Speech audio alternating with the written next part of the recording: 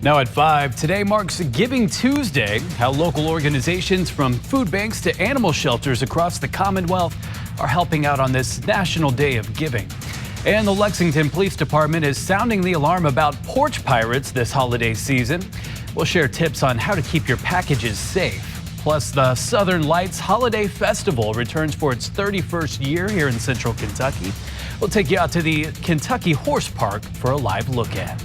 Time for ABC 36 News now at 5. Well, good evening and thank you for joining us tonight. I'm Paxton Boyd. Well, new tonight, a 14-year-old boy is now facing charges in connection to a shooting in Franklin County that killed another teen. According to the Franklin County Sheriff's Office, deputies responded to a shots fired call around 1 a.m. on Sunday at a home on Leathers Lane. That's where they found a 14-year-old boy who had been shot. Officials say the teenager died at the scene. The Sheriff's Office says the 14-year-old who shot the other teen has now been arrested. Authorities say more details will be released once they become available. And 2 men have been arrested in connection with a shots fired incident that happened back in October on West Short Street. Lexington police say the incident occurred just after midnight on October 12th. When officers arrived, they found a woman with non-life-threatening injuries. Vandale Taylor was arrested on November 20th and charged with 5 counts of wanton endangerment and 4th-degree assault. Taylor appeared in court yesterday for a preliminary hearing where his case was waived to a grand jury. Meanwhile, Andre Franklin was also arrested on December 2nd and faces the same charges. Franklin is due back in court for a preliminary hearing on December 11th.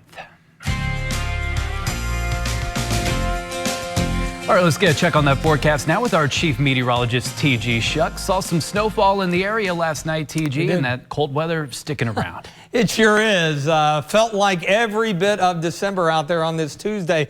The issue, and this has been the case over the last few weeks, it's really difficult to scour out that low-level moisture and cloud cover, and with a bit of a northwest flow coming off of the Great Lakes there, Lake Michigan, some of that moisture streaming all the way into the mountains of eastern Kentucky and western West Virginia with a few light snow showers and flurries. But, you know, if you've been out and about, it has been a chilly day. Checking out Lake Cumberland, still overcast there. You could see a little bit of snow on the ground there a bit earlier, but that has seemed to have gone away. Now, see a few little spots of blue earlier. The sun actually came out to areas west of Lexington. The clouds breaking up enough, but mainly cloudy, and we're at 29, so it is chilly across the area. Note the wind direction out of the southwest. That's going to be key this evening and overnight because that's actually going to help slow the process down of cooling off, in addition to the fact that we've got some of the cloudiness still around. Most locations into the mid to upper 20s, so I don't think we're going to move a whole lot. Notice out here to the west in the 30s and even low 40s. So that southwest wind will really pick up during the day tomorrow. So I think we're going to see temperatures essentially hang where they are right now. Skies may clear, but again, enough of a southwest wind to hold us into the mid-20s, and temperatures may actually come up a few degrees toward daybreak tomorrow. It will feel a little bit better because we're going to be back in the mid-40s, but it's going to be a breezy to windy day. But don't think we're done with the early touch of winter just yet. Another blast of cold air on the way in here, it looks like, for the late week. More on that in your 7-day coming up. All right, thank you, TG. That makes for a great night at the Southern Lights Holiday Festival. It's officially back for its 31st year at the Kentucky Horse Park. It's a magical holiday tradition for thousands of families throughout the Bluegrass and beyond, where you can see over 1 million twinkling lights, all from the comfort of your own car. That's where we find ABC 36 meteorologist Dylan Godet. Dylan, what's it like out there?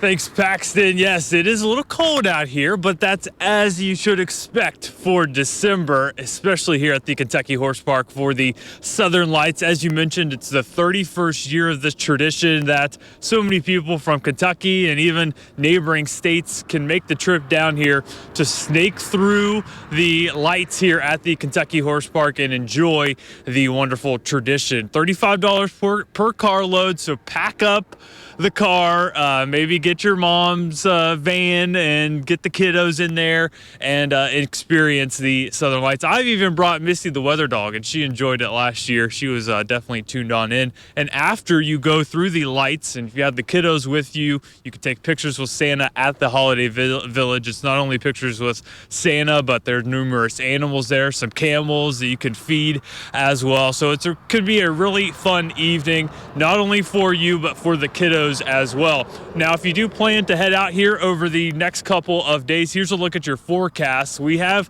the rain and some wind tomorrow, but if you want a true winter-like feel, we've got Thursday and Friday for you where that weather forecast is going to be perfect. I don't know if we'll get any flurries in here like we had, say, yesterday evening, but we will have some cold weather. We'll have more updates and plus show you when this thing opens up at 5:30, all the cars running through, ready to see the Southern Lights coming up in just a little bit. Paxton, back to you. All right, Dylan, a true winter-like feel indeed. We'll continue to check back in with you throughout the night. Well, as frigid temperatures continue across the area, the Kentucky Transportation Cabinet is urging drivers to make sure their cars are winter-ready. Crews are patrolling and treating roads, but with single-digit wind chills expected by Thursday morning, officials say drivers should make sure their cars are prepared. They say you should check your battery, antifreeze, and wipers, and keep an emergency kit inside of your vehicle. During the winter, upgrade your kit by adding gloves, blankets, an ice scraper, sand, or litter to help with traction if your vehicle gets stuck. Plan for the worst case scenario and feel free to add anything else you'd need to stay safe and comfortable.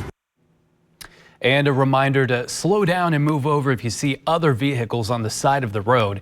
You can also download the Go KY app to see real-time traffic conditions and live traffic cameras before you get behind the wheel. Well, today is known as Giving Tuesday across the Commonwealth, and countless local organizations are holding events for the holiday. ABC 36's Walker Simmons talked with some local nonprofits in the area on how the community can help. From local pantries to animal shelters, a variety of organizations are hosting community events on the National Day of Giving. It's happening all across the Commonwealth, from Madison County. We've got folks here packing bags, getting us ready for our next delivery days. We also have our backpack program. Food is being picked up today. It's a busy place. To Fayette County, like the animal shelter Paws for the Cause, who's hosting a giving event at a local pet store. And you can come down today, and they have a wish list of ours. You can make a financial donation or a food donation or anything from our wish list. While it's a day of giving, many organizations like the God's Outreach Madison County Food Bank say that anyone can give throughout the year through food or money donations, as well as through volunteering. We have over 1,700 families a month just in Madison County that we serve, around 140 something in Jackson County, and then over 800 in Estill County. So sometimes if you come and volunteer, it may include sorting, packing, helping people out to their car. There's a lot of different jobs. Meanwhile, the local Salvation Army also asking for community support on Giving Tuesday, highlighting a variety of ways to give, including monetary donations, supporting their Angel Tree program, or volunteering. So no matter the method, local nonprofits are asking folks to slow down from the holiday season and give back. In Lexington, Walker Simmons, ABC 36 News Now. Well, if you participated in Cyber Monday or plan on ordering your Christmas presents online, the Lexington Police Department is warning people about porch pirates. Officials say packages left on your doorstep are an opportunity for criminals, but there are ways to prevent these thieves from stealing your things.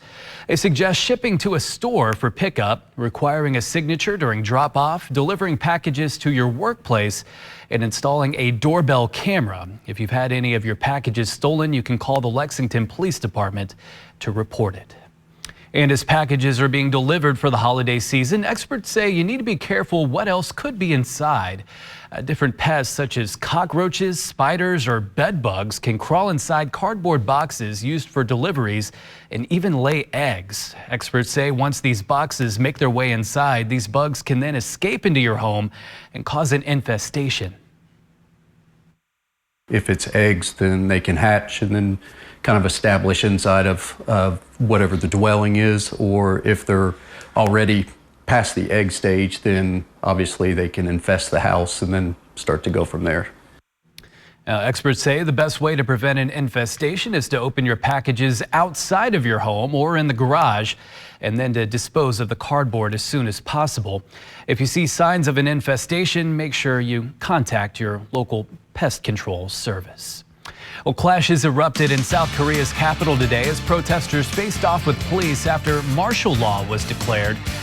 Hours later, Parliament voted to lift that order. We'll break down the escalating tensions.